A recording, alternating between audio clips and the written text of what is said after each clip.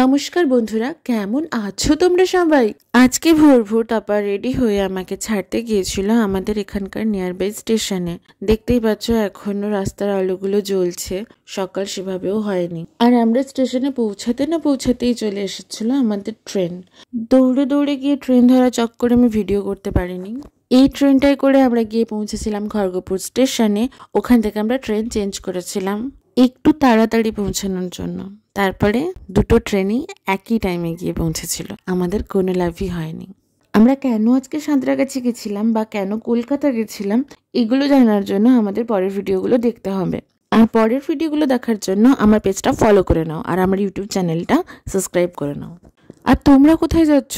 আমার ভিডিওটা একটা লাইক করো, আমাকে কমেন্ট করে জানাও তোমরা কে কোথা থেকে আমার ভিডিও দেখছো আর আমার ভিডিও তোমাদের কেমন লাগছে। আর তোমাদের সাথে কথা বলতে বলতে আমি পৌঁছে গেছিলাম বিশ্ব বাংলা গেটে। এখানে কেন এসেছিলাম পরের ভিডিওতে জানাবো।